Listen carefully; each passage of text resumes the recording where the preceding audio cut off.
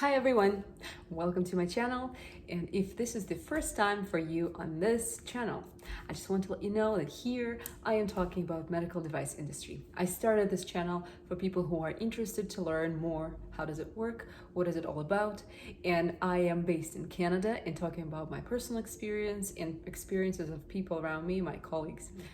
Today I will cover some basics, which means that I'll tell you a little bit more about places I go to at work, main stakeholders and decision makers in this whole process of medical sales, and also how does the day look like usually for the person who works in this field, because I think those are very common questions and things that people have no idea about, and I'll just share that with you. Just wanted to let you know that because I'm in Canada and work here, so my experiences and my knowledge will be mostly relevant to North American market.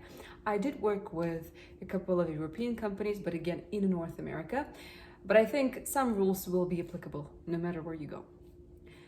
But first, let me share some exciting news with you. In the end of my video today, I will announce the rules of the contest that I decided to include into my video. And the contest will allow you to win a coaching session, one-on-one coaching with a person who is actually very experienced in this field. He has an extensive international experience in medical technology sector, and he was the guest in my previous video and he gave me the interview last time. If you have no idea what I'm talking about, please check out the previous video. His name is Marc Lamont. We actually spoke about his career. He shared some of his experiences and knowledge, as well as he told me about his book about attitude of success, and that will be part of the coaching that he's offering. He was generous enough to tell me that some of you guys will have that opportunity to talk to him one-on-one, and he will be able to answer your questions and share his wisdom around the success and how to build that attitude for success. I think many people are looking for it right now during these challenging times. So I think that would be very, very great thing and cool thing for you to do. It's an easy contest. Just wait till the end of this video and I'll share all the rules with you. Okay, let's talk about medical device sales. As I mentioned before in one of my previous videos, medical sales, it's quite a broad general name for the industry. Medical sales can be sales of medical devices, it can be sales of medical equipment, it can be biotechnology sales, or it can be pharmaceuticals. I will be talking specifically about first two, medical devices and medical equipment. The other two will not be as relevant because, again, I have limited experience working in those fields, but medical devices and medical equipment, that's something that I do on a daily basis. And I will tell you first about places I go to and places any medical sales representative will have to visit if they want to do their job. It will be fair to say that medical devices can be so different and medical equipment can be so different. There's so many specialties out there that you cannot really put them in one bucket. So I think it will depend. The places where you would have to go to or the sales representative will have to go to will depend on what kind of equipment it is, what kind of devices it is, because it can be anything from just gloves and syringes all the way to MRI machines, right? So you will have to know, you will have to identify which specialty that particular product line is relevant to. And of course, then you will strategize the way and places you have to go to. But I would say in general, in medical world, medical sales representative will be visiting hospitals, clinics, private clinics, some pharmacies, and maybe some labs. I think those will be the key places that the person in sales will go to. So the next thing you need to know, who are those stakeholders, the people who are making the decision about medical device purchase and use? I think it's a general impression that people have that usually sales reps talk only to doctors. It's not the case anymore. It was like that before, but nowadays the process of introduction of something new to the market is much more complex. And you, as a sales representative, might go and talk to actually a lot of different people involved in the process. In Canada, those main stakeholders will be not just doctors who will be using the final device, or maybe nurses. It also can be residents and fellows and technicians, managers of the unit or of the clinic or of the surgical suite. Also managers and business managers of the hospital, again, business manager of the clinic, of the pharmacy, and of course there will be people from purchasing side. And in Canada, they usually work for government, and government body would control the spending of money, and they will decide which product will be funded and which product will be bought and then used, of course. So it's not just a doctor who decides. It's actually multiple people that you have to talk to and make sure that the introduction of new product is happening. Of course, doctors and end users, they make that decision. The final call is theirs, but in general, it's not that straightforward. It's not enough to talk to only a doctor.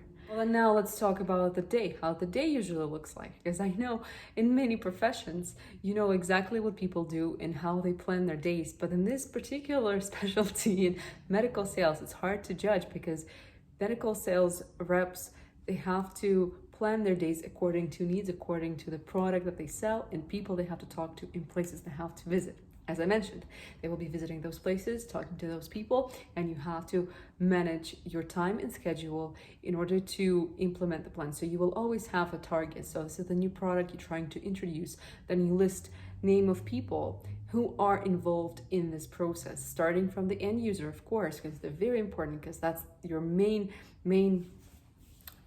target, but also who are the supporting staff for those people who work with the doctor, with the surgeon maybe, and who will make that decision on a higher level of the department of the hospital or of the surgical suite if it's a surgical equipment, and who will make that decision from a financial standpoint. Is it the business manager? Is it just unit manager? Or maybe it's even higher. Maybe someone higher in administration of the hospital will make that decision. That will apply to the structure of any clinic and private clinic as well.